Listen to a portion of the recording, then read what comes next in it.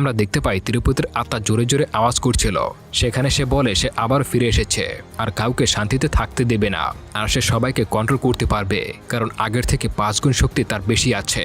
তিরুপতি এত শক্তিশালী হয়ে যাওয়ার পর গ্রামের সীমানার মধ্যে সে একটা রেখা কেটে দেয়। সেই রেখার ওপারে কেউ যেতে পারবে না, যে যাবে তারই মৃত্যু হবে।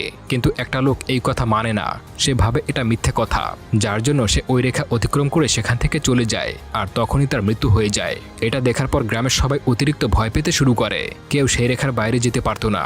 ধীরে ধীরে তাদের খাবার দাবার শেষ হয়ে যায়, ফসলগুলো ধ্বংস হতে শুরু করে, খাবার দাবারের অভাবে চারদিকে হাহাকার শুরু হয়ে যায়।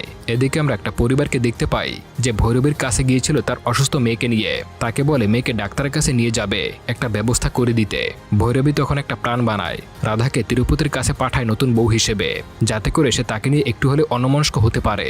আর এদিকে ভৈরবী মাইকে মন্ত্রপুজো করতে থাকবে, যাতে করে তিরুপতির শক্তি কিছুটা কমতে থাকে।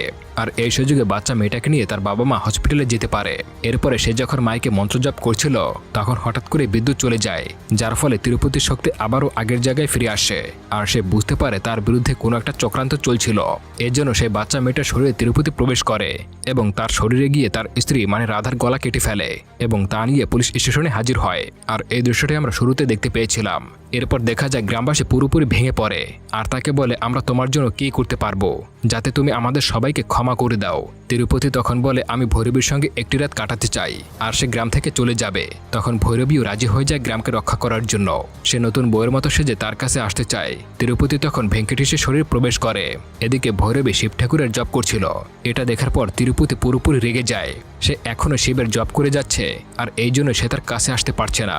এর জন্য সে রেগে ভৈরবীকে মারতে শুরু করে। অন্যদিকে আল্লাহবক্স তিরুপতির কবরের কাছে চলে যায়, আর ভৈরবীর কথা মতো তার কবরটা খুঁড়তে থাকে তাকে মুক্তি দেওয়ার জন্য।